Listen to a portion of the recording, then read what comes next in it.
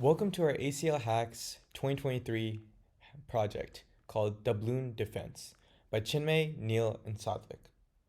But before we can actually move on to talking about what our project is about, we need to take a few steps back. And first start off with the question, what exactly is a pirate? So, according to Google, a pirate is someone who attacks and robs ships at sea. And we know that pirates are basically a thing of the past. So we were looking for something that relates to pirates in the modern sense. So what exactly would a modern day pirate look like?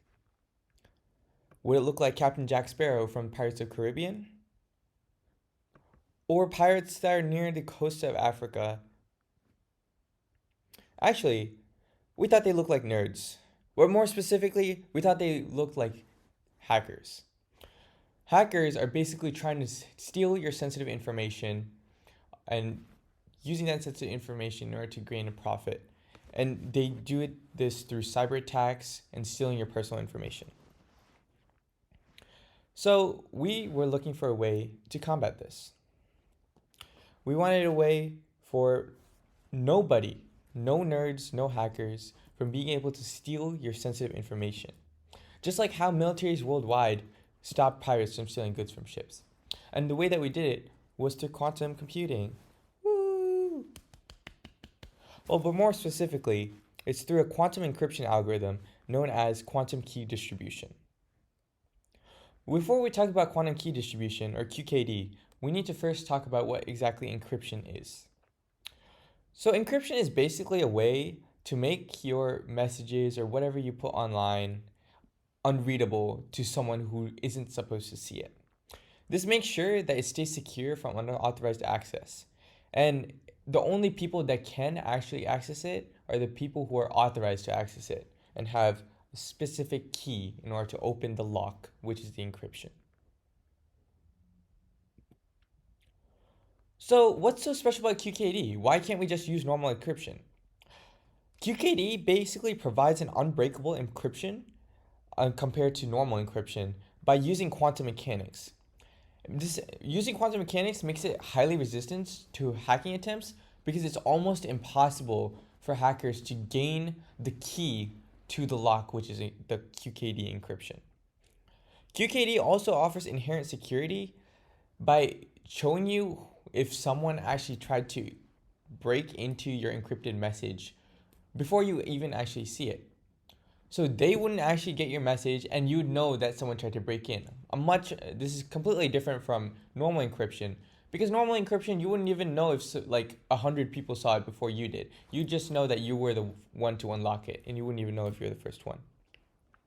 The last thing is that QKD allows for the secure distribution of encryption keys. Like I said before, with normal encryption, your key to your encryption lock is publicly passed down to your receiver. And someone can steal that key in the midway between the transfer. They can just eavesdrop onto your conversations, they can access your private email and stuff like that. But QKD makes it so even if they do that, they wouldn't even get the right key, which is great. About how QKD works. In traditional encryption, secure communication relies on the exchange of encryption keys, which makes it vulnerable to interception during transmission. But QKD is different. It revolutionizes this process. So let's meet Alice and Bob. They want to establish a connection using encryption. If they use traditional methods, Alice needs to send the key that she uses to encrypt over to Bob through a public channel. However, with QKD, Alice and Bob can establish a secure connection using quantum mechanics. Alice would send over encrypted keys to Bob using quantum computing qubits. And this was done in our algorithm using Simulacron's Quantum Internet SDK. This SDK accesses networked quantum computers in order to simulate the sending and receiving of quantum information in real time using actual quantum computers. It also makes sure that the integrity and privacy of the exchange keys are perfect. And now here comes the fascinating part. The encryption key that Alice sent to Bob isn't the actual encryption key used. The actual encryption key used is going to be created only when Bob requests a comparison of the qubit measurement bases. So Alice would initially measure her key and qubits in a random base, and then Bob would do the same in a random base. And they do that for each bit of the key. And when they compare the two, they'll drop all the bits that are different and keep the ones that are same, and the resulting key would be the same for both of them. But you cannot tell when they sent it to each other. And now, this is important because it ensures that there's variability in quantum measurements due to the randomness of the choosing of the bases. So the same message, if it's sent through the quantum channel again, would be encrypted differently with a different key, and it adds an extra layer of security to the communication. But what about eavesdropper? So let's introduce Eve. Eve would be able to intercept the encryption key unnoticed, but if she does it in the quantum channel, Bob would be able to immediately notice because observing a qubit forces it into a state of 0 or 1 instead of an unpredictable state. And then Bob would tell Alice, and they would completely change their quantum channel to make sure they're not eavesdropped.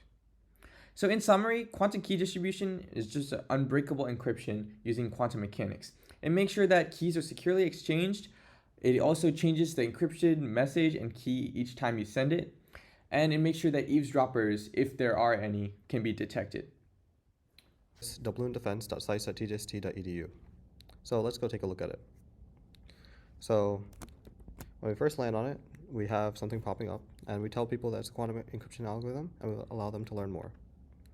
We have some basic stats about it, and we tell people that you can use quantum key distribution and how it can be used, and through our API. And give them more technical information. They can go over to a paper located here. Let's go look at that paper real quick, shall we? So here's the paper, but if people don't want to read the entire paper, we put some main points about why it's good. And approximately 2,200 cyberattacks happen per day, and cyberattacks total $8.44 trillion of loss in 2022. Over 236 million ransomware attacks happen annually, and cyberattacks happen every 39 seconds. Let's go to the encryptor. So let's say I wanted to type something like I love ACL hacks 2023. We predict it. You can see the original message is here, the encrypted message here, the loss is over here, and the encryption key is over here. However, when I do it again, everything changes. So even if the encryption key is leaked, it doesn't matter because it was one-time use only. And so whoever was trying to eavesdrop on your conversation is no longer able to do that. So let's go look at some potential use cases for this. We have the United States Defense, where it's important for people to, it's important for the United States to protect their interests. The cloud computing data centers for people to protect their information. United States banking and finance, so the economy is still good and no one's able to hold the economy for ransom. Healthcare, because people want to protect their own privacy and their own patient records. Telecommunications, so people can communicate freely without fear. And legal services, where it's important that the legal system is not undermined through ransomware attacks. And so that's our website. So here is our 3D CAD model that we created for our ping pong cannon. If you see, as it moves through, you'll see how we created it. We used Fusion 360 in order to create it, and you can see it took us a lot of trials and a lot of effort in order to make the model, and then afterwards you did a 3D printing. In the next CAD file, you'll see how we made our gearbox for the ping pong cannon. So here's our gearbox for our ping pong cannon. We have 2 rollers that we threaded with rubber bands in order to create friction for the ping pong ball, and those gears are turned by a brushless motor.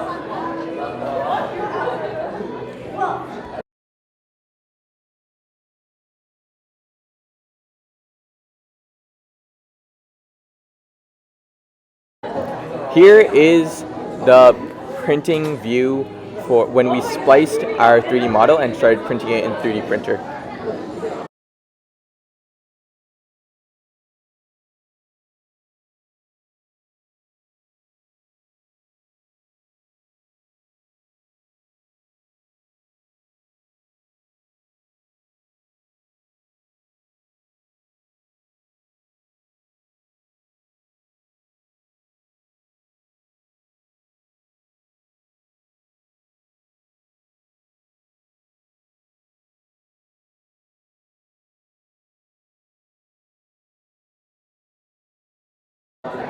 Here is a demo of the Raspberry Pi actually receiving the information from the quantum channel using Simulacron's quantum internet, and through that we were able to move the gears through a command that we sent.